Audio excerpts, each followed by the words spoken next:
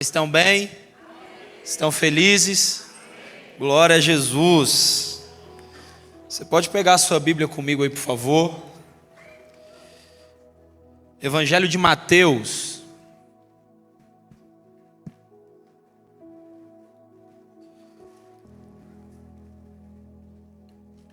Capítulo de número 2.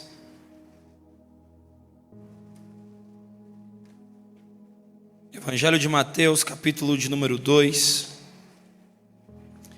versículo de número 1. Enquanto você encontra, é sempre um prazer estar aqui com vocês. Toda vez que eu sou convidado para vir para cá, eu tenho que lembrar qual foi a última mensagem, porque já foram tantas vezes que é capaz de já ter repetido mensagem aqui.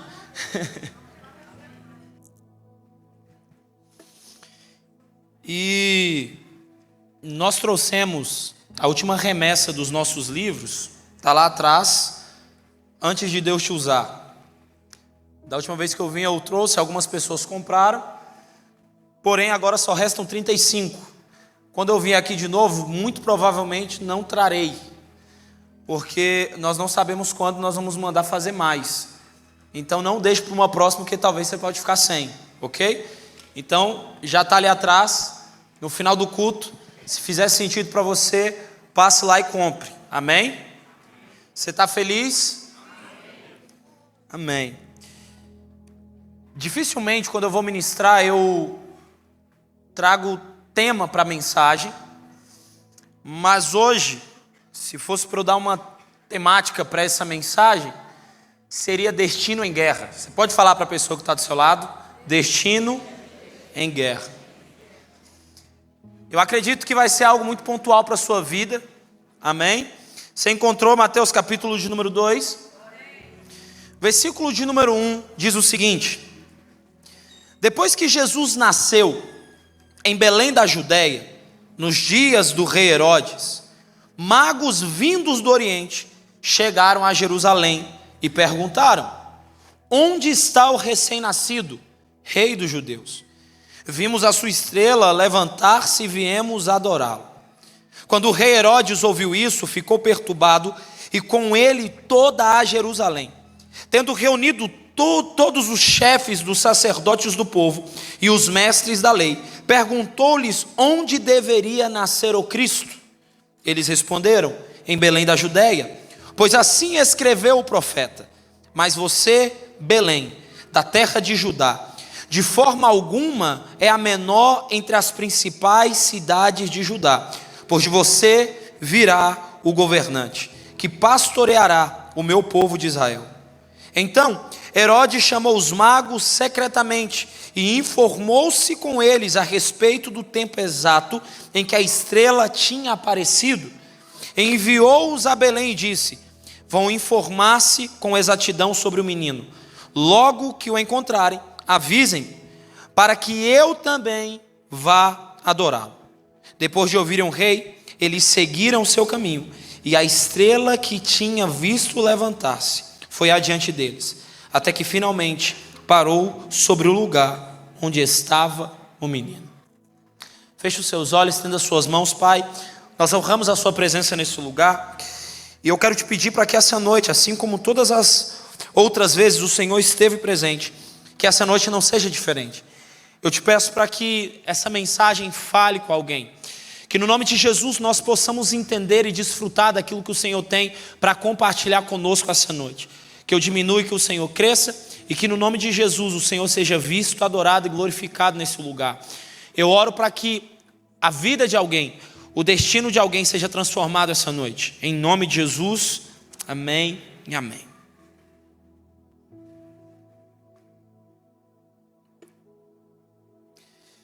Evangelho de João, capítulo de número 1. Nós vamos observar uma maneira como o evangelista apresenta Jesus. Todos nós sabemos que há 4 evangelhos: Mateus, Marcos, Lucas e João. E é muito interessante a maneira como cada um dos evangelhos apresenta Jesus. Quando você olha para o evangelho de Mateus, ele é apresentado de uma forma. Marcos, ele é apresentado de outra maneira. Lucas, de outra maneira. Só que todos os 4 evangelhos, quando apresentam Jesus, eles carregam algo específico. Apontam Jesus como um evangelista, apontam Jesus como um profeta. Só que o evangelho de João é diferente. Se você observar, no evangelho de Mateus, começa-se com uma genealogia. Quando você vai para Marcos, você vai observar que é a mesma forma. Agora João não. João, quando vai falar de Jesus, ele começa dizendo: no princípio era o verbo. O verbo estava com Deus. O verbo era Deus. O verbo se fez carne e habitou entre nós.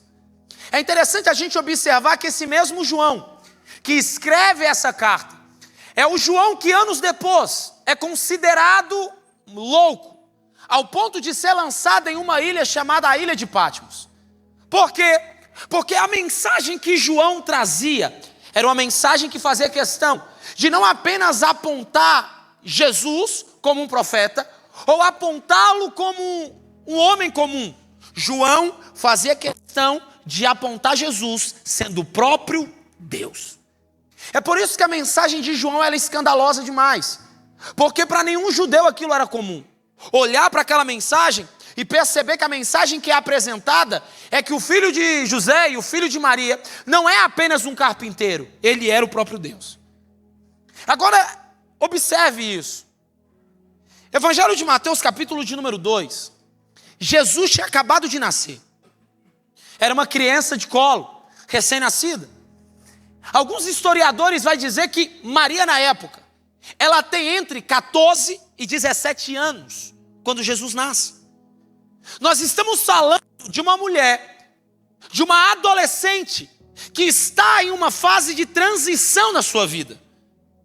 Psicologicamente falando, talvez ela não tivesse estrutura suficiente para entender o que estava acontecendo. Por quê? Porque ela não engravidou de uma maneira como todas as outras mulheres engravidaram. Já começa uma história totalmente diferente. Ela não se deita com José para ter Jesus. O Espírito Santo de Deus gera sobre ela aquele menino. Então a gente já precisa entender que essa adolescente, essa jovem, ela já não tem esse primeiro contato com a gestação sendo algo normal, sendo algo comum. Ela é engravida pelo próprio Espírito. Agora nós observamos ela gerando, não um menino comum, ela está gerando o próprio Deus. E eu não sei se você já parou para pensar nisso. Mas quando nós olhamos e nós declaramos e nós afirmamos que Jesus, ele era 100% homem, mas também era 100% Deus, talvez em algum momento a gente apenas olhe para ele como homem, a partir dos 30 anos de idade até os seus 33, e a gente se esquece que Jesus, ele nasceu como você nasceu. Ele foi dependente dos pais como você foi. Agora, olha essa loucura. Eu estou falando para você que Maria está gerando, está carregando no seu ventre o Deus que sustenta o universo. A matemática não fecha. Talvez alguém acredite que a coisa mais absurda foi o homem ter pisado na lua, mas quando eu olho para a Bíblia eu percebo que a coisa mais absurda da humanidade foi Deus ter pisado na terra em forma de homem. É assustador isso. Ele abriu mão de toda a sua glória e agora o Deus que criou os céus e terra depende do leite de uma mulher comum. Eu não sei se isso passa sobre a sua mente, mas imagine você, eu sou pai, a minha filha tem 2 anos e meio, e às vezes eu fico olhando para ela, imaginando todas as palavras que ela, mesmo sendo pequena, já ouviu. Agora imagine Maria. Eu não sei se Jesus com 6 meses de vida já tinha consciência de que ele era Deus. Existem algumas perguntas que nós só teremos respostas na eternidade, mas isso gera uma boa conversa. Porque imagine Maria olhando para Jesus e entendendo que ao mesmo tempo que aquela criança depende dela, ela só está naquele lugar por conta dele. Porque ao mesmo tempo que ele era filho dela, ele era Deus. E isso é assustador. É assustador eu olhar e eu perceber que esse Deus, que João disse, que no princípio ele já estava.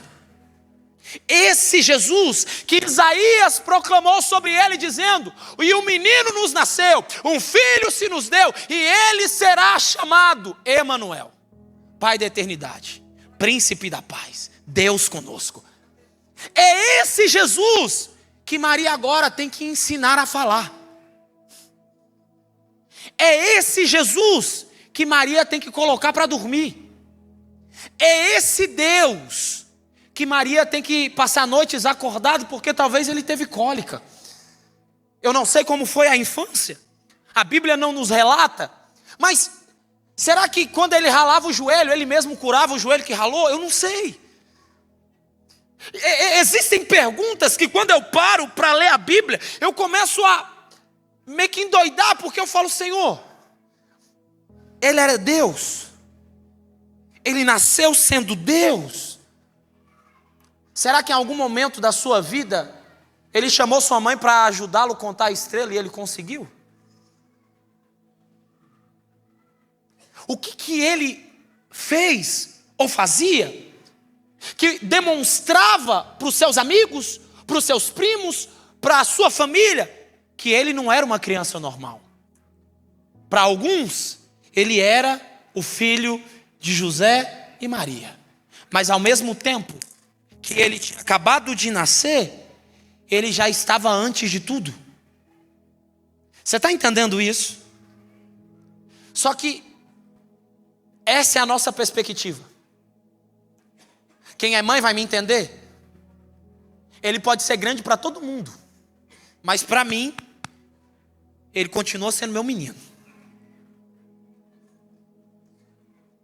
É absurdo isso. Porque Maria, ela não tem a responsabilidade de simplesmente projetar um menino para o mundo.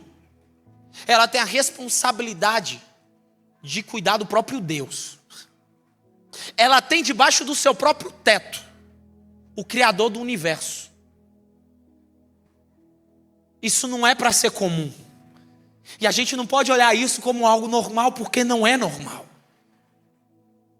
A história nos conta que existe uma estrela que ela brilha. E essa estrela que está brilhando, ela está brilhando para anunciar que esse menino estava para nascer. Alguns magos estão vendo essa estrela brilhando e eles agora saem desesperados, porque eles entendem: o Messias acabou de nascer. Mas aonde essa estrela brilha, a localidade, a geografia, não combina com o título desse Jesus. Porque a estrela, ela não está brilhando numa metrópole muito grande. Essa estrela não está brilhando num palácio. Essa estrela não está brilhando em uma casa muito rica. Essa estrela está brilhando em Belém, a menor cidade dentre todas as cidades da Judéia. Talvez uma das cidades mais pobres. É nesse lugar que a estrela brilha. Os magos se aproximam daquele lugar e cada um está carregando um presente: ouro, incenso e mirra. Repita comigo para você não se esquecer: ouro, incenso e mirra. E talvez você olhe e você pense que o ouro, que o incenso e que a mirra era um presente comum. Mas quando você começa a ver as histórias das famílias reais da época, você vai começar a observar que era comum.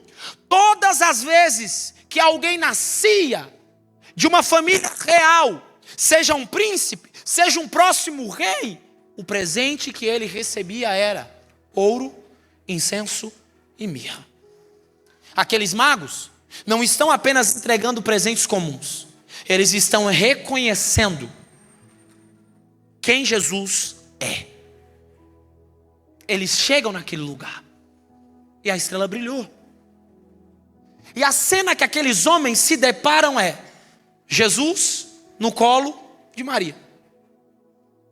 Imagine comigo, esses homens entrando dentro daquele lugar simples, e o Deus que eles estão indo adorar é uma criança de colo. sendo amamentado pela sua mãe. E eles estão olhando aquele Deus, que a história sempre falou sobre ele, que ele é antes de tudo. E que a Bíblia diz que porque dele, por ele e para ele foram feitas todas as coisas, e que sem ele nada do que foi feito poderia ter sido feito. Ele é só uma criança de colo, sendo amamentado pela sua mãe. Essa é a cena que os magos estão tendo. Ele não está cuspindo fogo, ele não está voando, ele está sendo amamentado pela sua mãe. É por isso que você precisa entender que talvez a nossa maior dificuldade não seja enxergá-lo como Deus, seja enxergá-lo como homem. Porque quando nós enxergamos ele como Deus, nós sempre vamos colocar um parâmetro muito distante entre a nossa postura, o nosso caráter e o nosso estilo de vida. Porque como Deus, talvez seja inacessível demais alcançar esse lugar. Só que eu quero que você entenda que ele não foi obediente sendo Deus, ele foi obediente sendo homem. Ele não perdoou Judas sendo Deus, ele perdoou Judas sendo homem. E isso é escandaloso, porque aqui, quando eu enxergo ele apenas como Deus, talvez seja distante demais para mim, seja um padrão muito inalcançável para mim. Mas quando eu começo a enxergá-lo como homem, todas as minhas desculpas elas acabam. É por isso que ele veio como homem. Porque quando eu olho para a imagem de Cristo pendurado numa cruz, não apenas como Deus, mas como um homem que passou o que eu passo, que sente o que eu sinto, todas as minhas desculpas elas acabam. Todas. Everton, eu estou cansado. Ele também se cansou. Everton, eu estou com medo. Ele teve. A Bíblia diz que ele passou fome, frio, ele chorou. É por isso que a humanidade muitas vezes não consegue enxergá-lo como homem. Porque a pergunta que todos os teólogos sempre se faz é: por quê?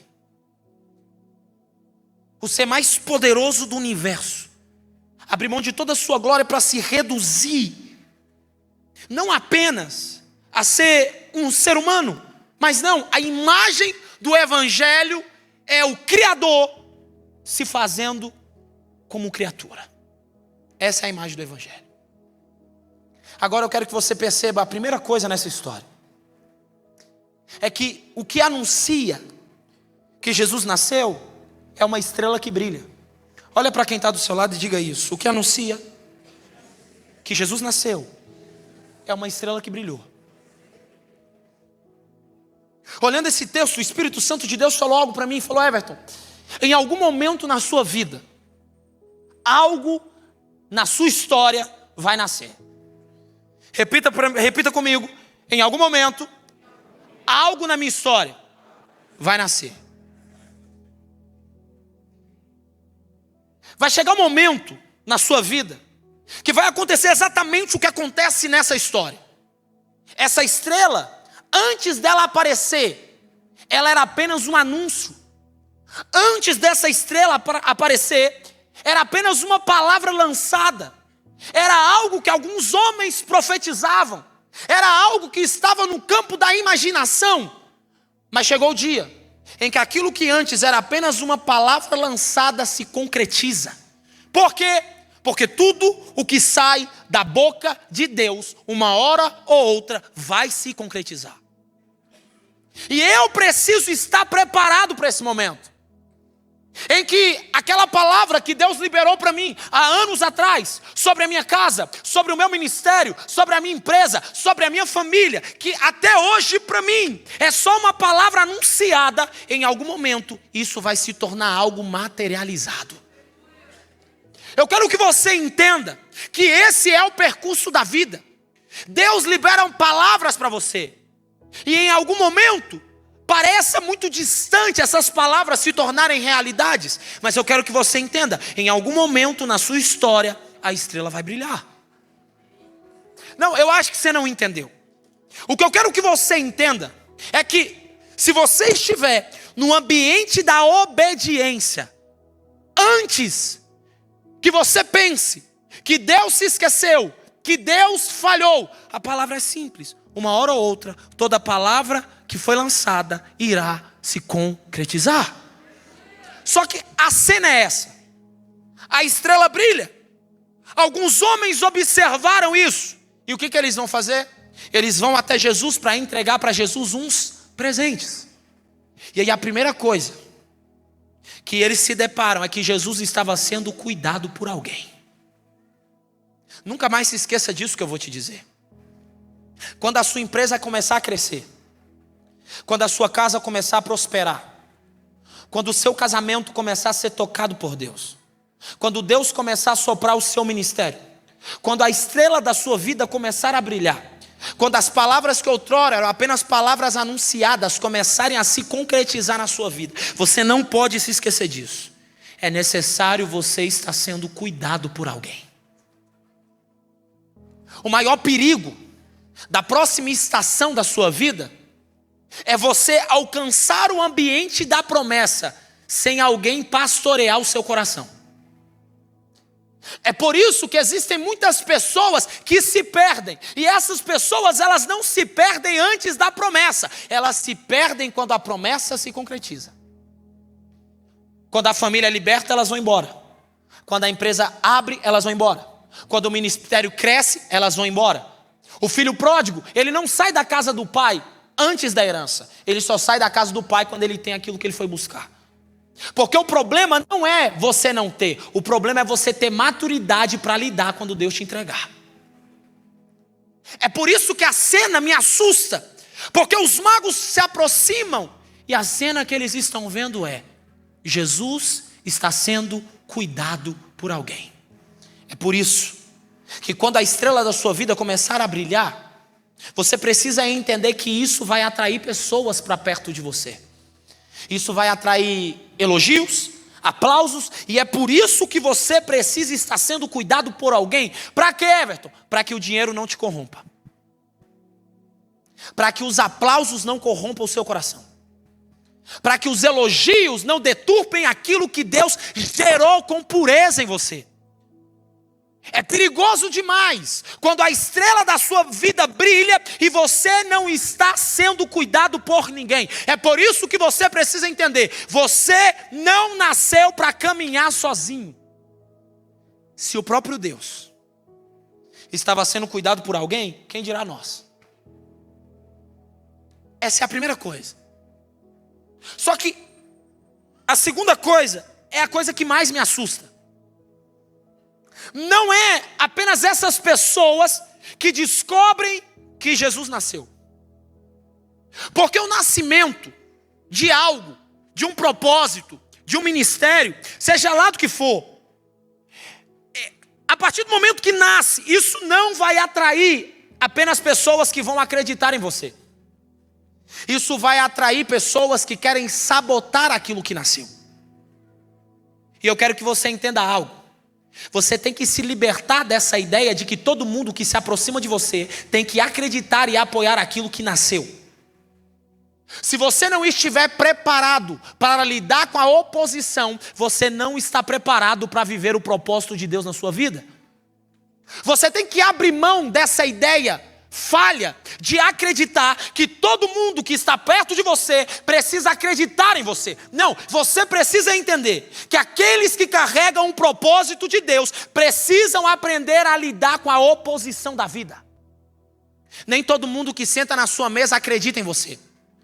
Nem todo mundo que caminha com você acredita em você. Existem pessoas que se aproximam de você a partir daquilo que nasceu, não porque essas pessoas acreditam em você, é porque essas pessoas querem matar aquilo que nasceu. E é dentro desse lugar que você precisa estar preparado.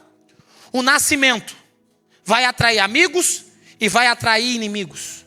O nascimento vai atrair quem acredita e vai também atrair quem não acredita.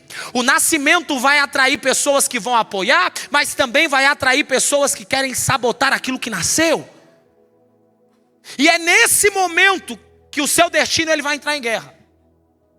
Ou você acha que aquilo que Deus confiou a você vai simplesmente gerar apenas pessoas que vão acreditar nisso?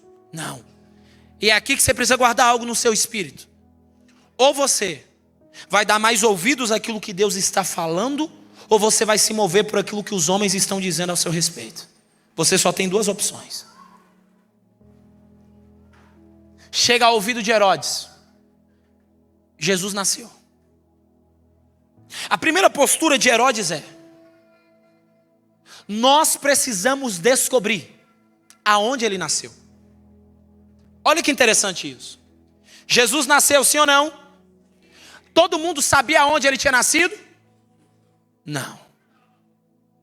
E isso é interessante, porque Jesus nasceu, mas está escondido. Só que eu quero que você entenda que o fato dele estar escondido não limita o crescimento dele. Ele está escondido, mas mesmo escondido, ele continua crescendo. Porque eu preciso aprender a lidar com esses processos na vida. Existem momentos que nós estamos desesperados para que Deus apresente aquilo que nasceu de nós para o mundo. Porque em algum momento da vida a gente começou a acreditar que o crescimento ele está totalmente ligado à visibilidade. Então a gente só acha que o ministério vai crescer quando estiver visível, que as coisas vão começar a crescer quando estiver visível. Só que eu preciso entender que algumas coisas Deus permite nascer, mas Deus não apresenta para o mundo. Só que o fato de estar escondido não significa que não está crescendo. Está crescendo, mas está crescendo longe da visibilidade dos homens. Mas continua crescendo. A ordem de Herodes é: nós precisamos descobrir aonde ele está. E o decreto que lança-se na cidade é: todos os meninos com até 2 anos tem que morrer. Agora, pensa comigo.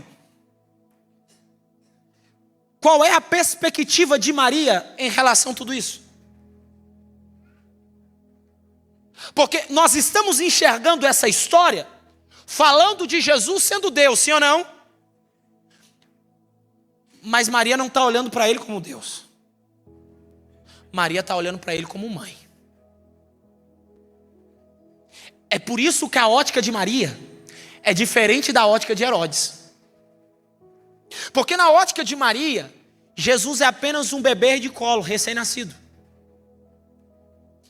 E esse talvez seja um dos maiores problemas da nossa vida. Porque a pergunta que Maria talvez tenha feito é: por que eles querem matar Jesus? Vamos lá. Jesus não andava ainda. Jesus não falava ainda. Maria tinha que ficar trocando fralda dele. Então dá para você entender que aparentemente Jesus não era uma ameaça para ninguém. Faz sentido?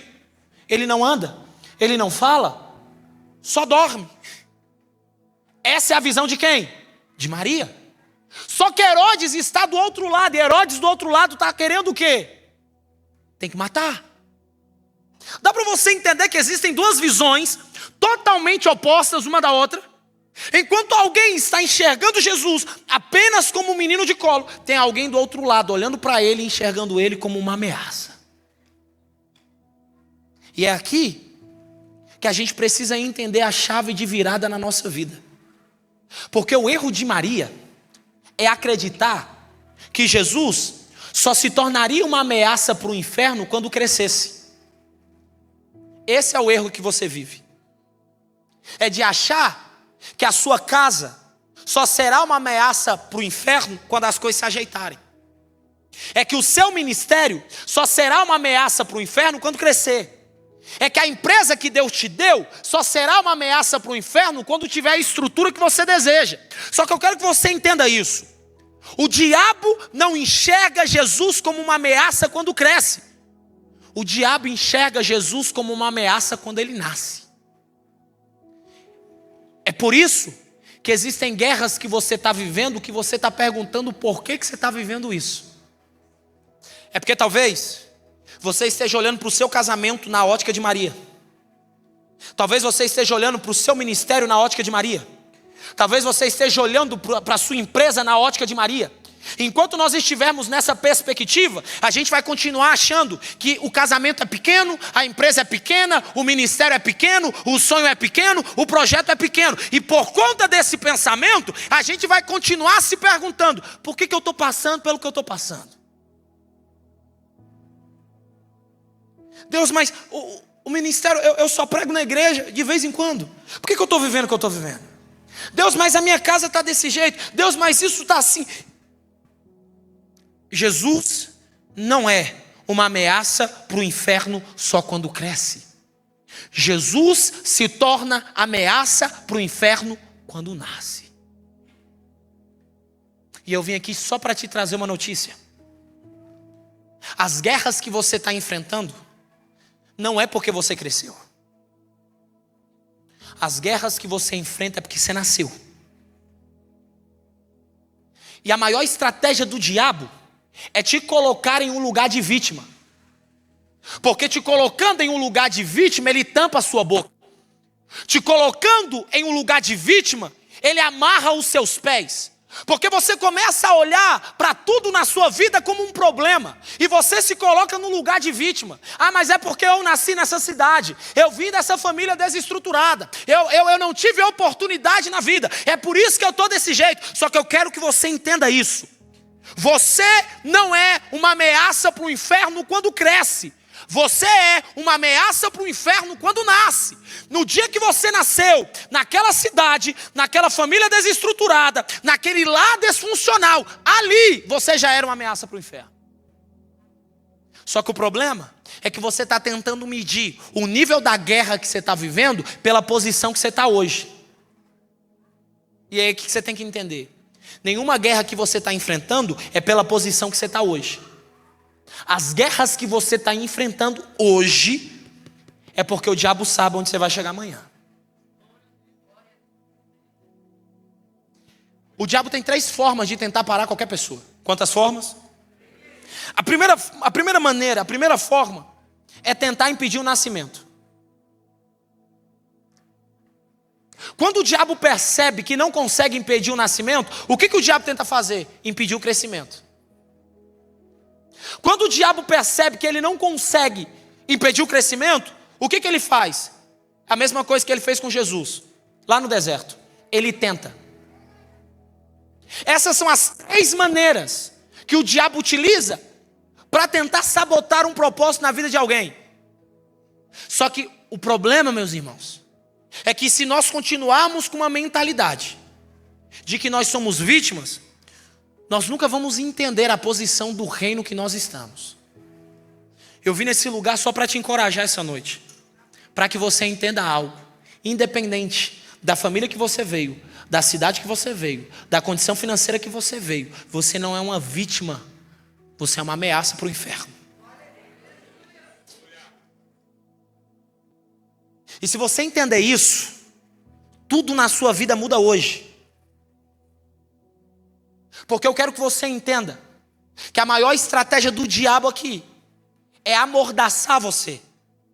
Para que você volte para sua casa hoje, deite a cabeça num travesseiro e acorde no outro dia como uma vítima de novo. Agora, quando você entende que o diabo está fazendo o que está fazendo, porque ele sabe que se você crescer, acabou. O diabo, ele não quer que você cresça. É por isso que o seu nascimento já é uma ameaça para ele. A sua perspectiva sobre você mesmo, sobre aquilo que Deus te deu, sobre a família que Deus te confiou, precisa mudar agora. O seu ministério não é pequeno. O seu ministério é uma ameaça para o inferno. A sua empresa não é uma empresa pequena. A sua empresa é uma ameaça para o inferno. O seu sonho não é pequeno, é uma ameaça para o inferno. O seu projeto não é pequeno, é uma ameaça para o inferno. E aí o diabo vai ficar tentando fazer você achar que isso é pequeno demais, para que você se distraia no meio do caminho. Só que aqui, eu quero que você guarde isso no seu coração. Não é uma ameaça quando cresce, é uma ameaça quando nasce.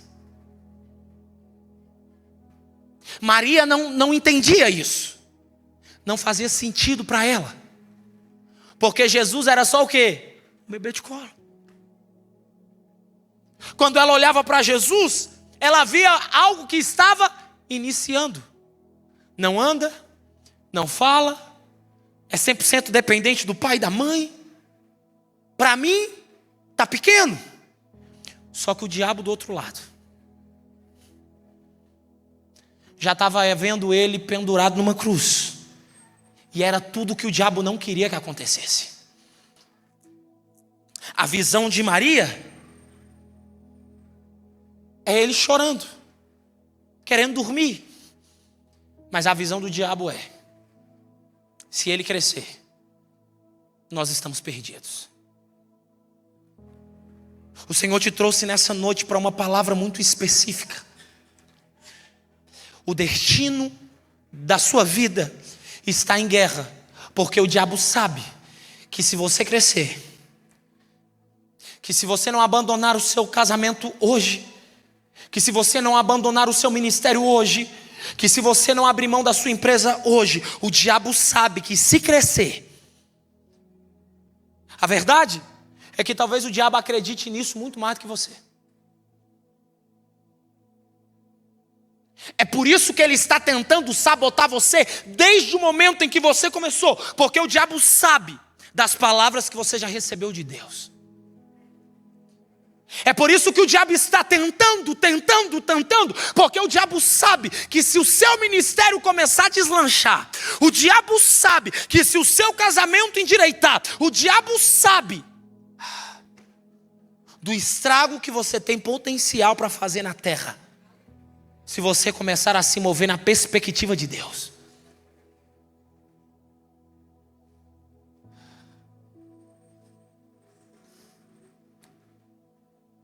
É por isso que eu amo a Bíblia. Porque quando eu olho para a história de Davi, é a mesma coisa. Em um dia, Davi é ungido a rei. Sabe quantos anos que demorou para que Davi realmente assumisse o trono? 17 anos. Qual é o sentido disso? Ele é ungido em um dia, mas ele não assume o trono no mesmo dia. Ou seja, para a terra, Davi não é rei. Porque para a terra, para você ser rei, você precisa de trono, você precisa de coroa, você precisa de cedro, você precisa de um palácio. Davi tinha isso? Não. Só que, e para Deus? Davi era o quê?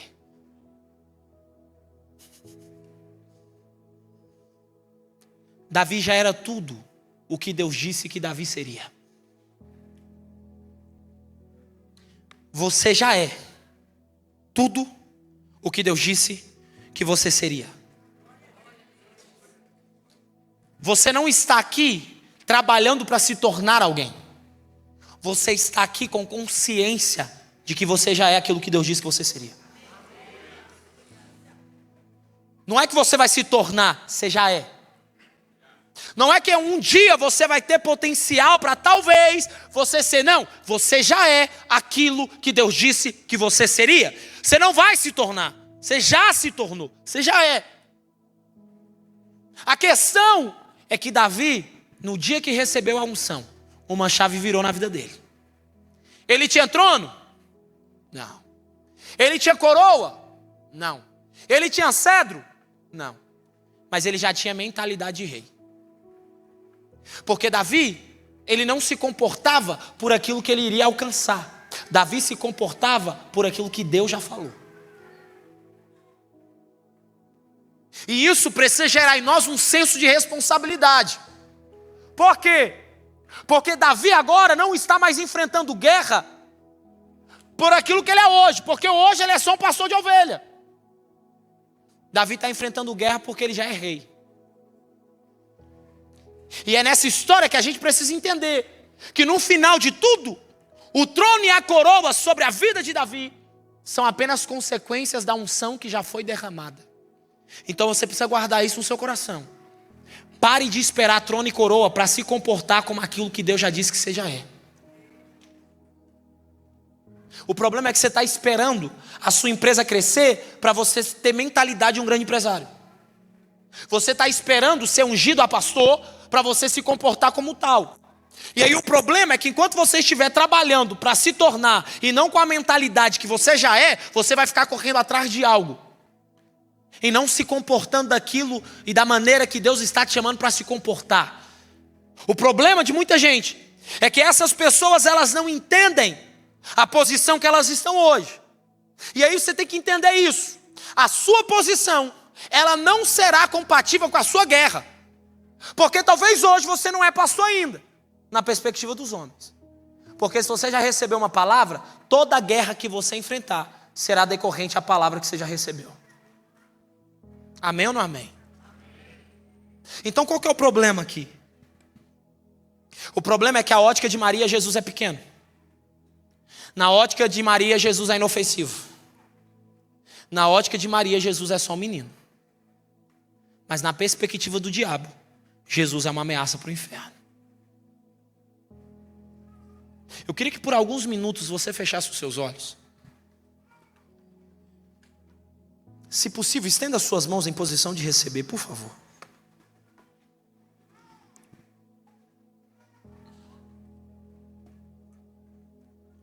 E eu queria que por alguns minutos você mentalizasse isso.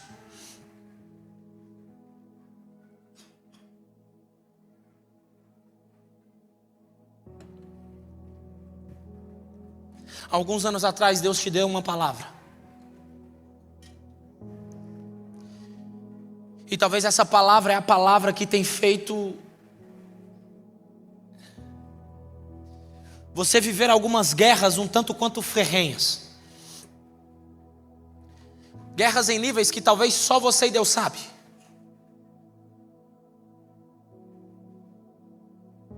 Só que enquanto você continua olhando para a sua casa, para o seu ministério, para aquilo que Deus te confiou como algo inofensivo, do outro lado o diabo está fazendo de tudo para sabotar aquilo que está nas suas mãos. O departamento que você lidera talvez não tenha muitas pessoas.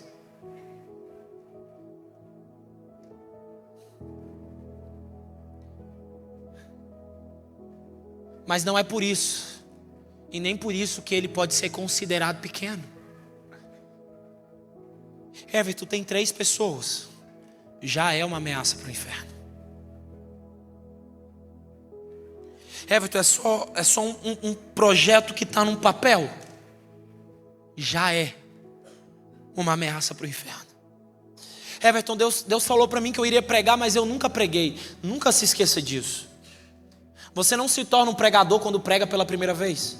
Você se torna um pregador quando ganha a primeira mensagem. Por isso você já é uma ameaça para o inferno. Talvez quando você se olha, você não se vê assim. Você não se enxerga assim. Você não consegue mensurar isso. Mas a resposta é simples. Olhe para os níveis de guerras que você enfrenta. A guerra que você enfrenta não é pela posição de hoje. As guerras que você enfrenta são pelas palavras sobre o seu amanhã. Davi não era rei, mas já guerreava as lutas como se fosse um. Essa é a perspectiva. Everton, por quê? Porque essa é a maneira de Deus te forjar para que você viva aquilo que Ele disse que você viveria. É no seu presente Deus fazer uma convergência entre a sua realidade com as guerras, para que isso te amadureça, para que isso forge você, para que amanhã você viva aquilo que Ele disse que você viveria em uma plenitude total. É por isso. Porque você é uma ameaça para o inferno que você vive o que você vive. É por isso. Então quando você sair dessa noite e voltar para sua casa, não se esqueça disso mais. Você não é uma vítima. O diabo não te vê como um coitado. O diabo não vê o seu casamento como uma obra do acaso, não. Você não nasceu por acaso. Você não veio de uma gravidez indesejada. Deus projetou você. E se você acredita que Deus projetou você, você também precisa acreditar que se Deus te projetou, Deus não errou quando te fez.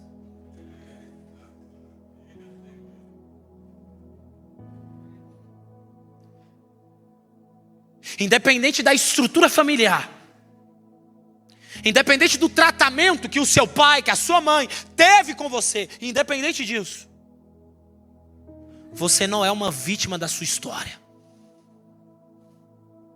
Você é uma ameaça para o inferno. Você é uma ameaça para o inferno.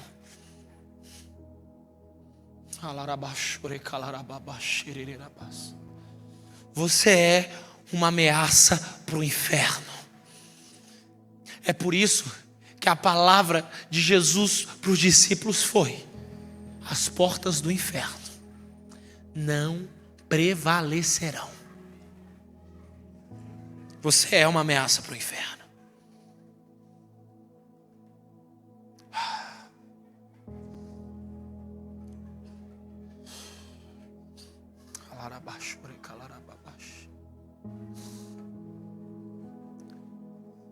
É por isso que a minha oração é simples.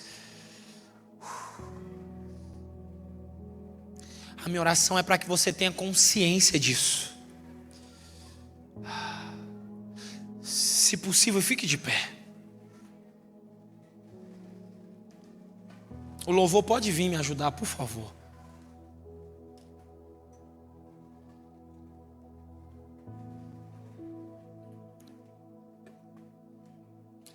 Eu preciso orar por você. E eu quero usar esses minutos que me restam para isso. Se de alguma forma essa mensagem fez sentido para alguém,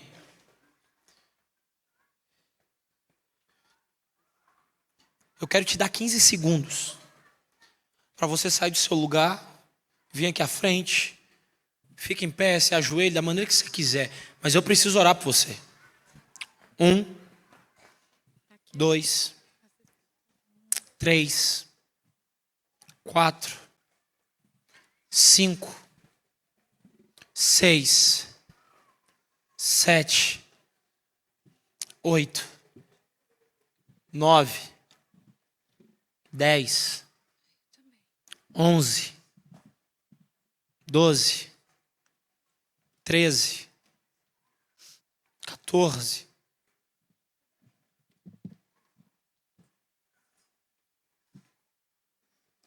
Vocês que estão aqui, fechem os seus olhos, estenda as suas mãos, por favor.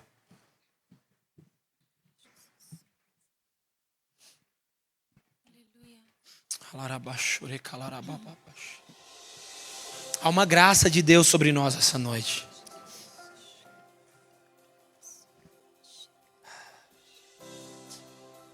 Sabe, eu não estou aqui falando com vítimas da sociedade. Eu não estou aqui pregando para vítimas da sua própria história. Não. Eu estou falando com homens e mulheres que foram separados para algo extraordinário. Eu estou pregando para homens e mulheres que foram separados pelo próprio Deus para construir e deixar um legado que vai marcar gerações. Eu quero que você entenda que todas as vezes que o diabo olha para você, o diabo ele não enxerga os seus traumas. O diabo ele não está olhando para os seus medos. Todas as vezes que o diabo olha para você, o diabo olha para você pensando em uma estratégia. Como eu posso pará-lo? Porque o diabo sabe que aqueles que carregam uma palavra de Deus, quando eles têm consciência da ameaça que eles são para o inferno, tudo muda. A minha oração essa noite sobre você é muito simples. Você não vai sair desse lugar achando que as coisas estão acontecendo na sua vida por acaso, não mais. Você não vai sair desse lugar achando que as guerras que você está enfrentando, que as batalhas que você está lutando, que essas coisas estão vindo por acaso, não. você vai sair desse lugar com uma consciência: eu sou uma ameaça para o inferno. Se você entendesse, se você entendesse, se você tivesse consciência do que está sobre as suas mãos, se você tivesse consciência que aquilo que Deus colocou na sua mão não é algo pequeno, se você tivesse consciência do ministério que Deus te deu, se você tivesse consciência do que Deus quer fazer em você e através de você, através da sua empresa, através da sua casa, através do seu casamento, existem centenas de milhares de pessoas que precisam daquilo que Deus confiou sobre você. Só que a ideia do diabo é fazer você continuar olhando para isso como algo inofensivo.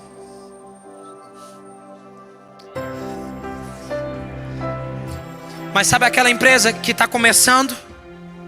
Ela já é uma ameaça para o inferno. Sabe as pouquíssimas vezes que você subiu aqui? Talvez só para dar uma palavra de oferta. Talvez só para orar pelas crianças.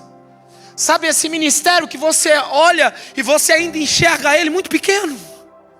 Ele já é uma ameaça para o inferno. É por isso que o diabo está tentando matar seu ministério desde já. A empresa, desde já. O casamento, desde já. Porque o diabo não quer que cresça. E a minha oração agora é muito simples: que Deus dê estrutura aos seus pés. Espírito Santo de Deus, eu oro agora para que o Senhor comece a forjar os meus irmãos. Eles não são vítimas, eles não são coitados, eles não vieram de uma gravidez indesejada, eles não nasceram por acaso, não. Eles foram projetados pelo Senhor. Foi o Senhor quem decidiu a geografia do nascimento. Foi o Senhor quem escolheu quem seria o pai, quem seria a mãe. Foi o Senhor quem decidiu a maneira que eles cresceriam. Talvez muitos deles foram abandonados pelos pais. Talvez muitos foram rejeitados na sua infância. Talvez muitos deles tiveram que amadurecer antes do tempo. Mas nada disso faz com que eles se tornem vítimas da sua própria história. Não, eles não são vítimas, eles são ameaças para o inferno. É por isso que agora eu quero declarar sobre a vida deles uma consciência de identidade, uma consciência de quem eles são. Eles não são uma obra do acaso, eles são um projeto do Senhor sobre a terra. Eu quero declarar agora: o diabo não vai conseguir paralisá-los.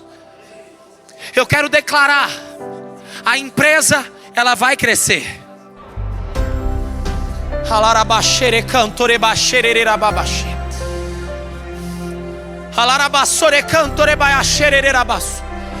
Essa é a palavra de Deus sobre essa noite. Tudo aquilo que nasceu vai crescer.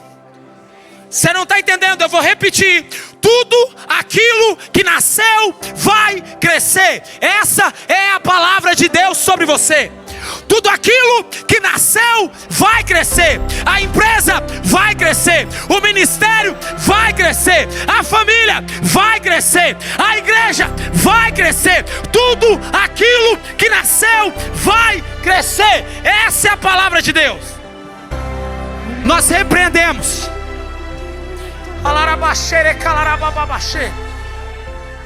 todas as artimanhas do diabo para tentar impedir o crescimento.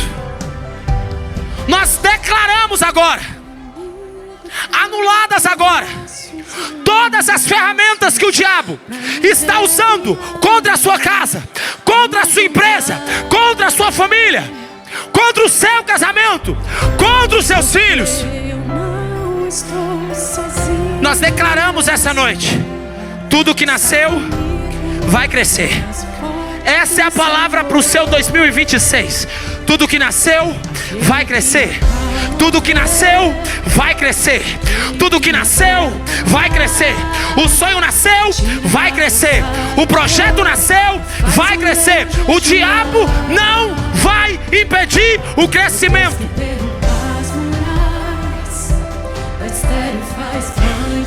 Vamos declarar isso.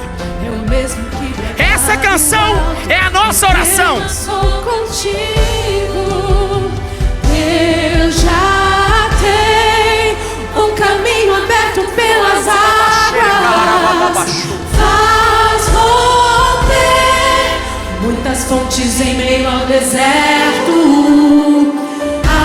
Haverá nuvens que trazem chuvas de bênçãos.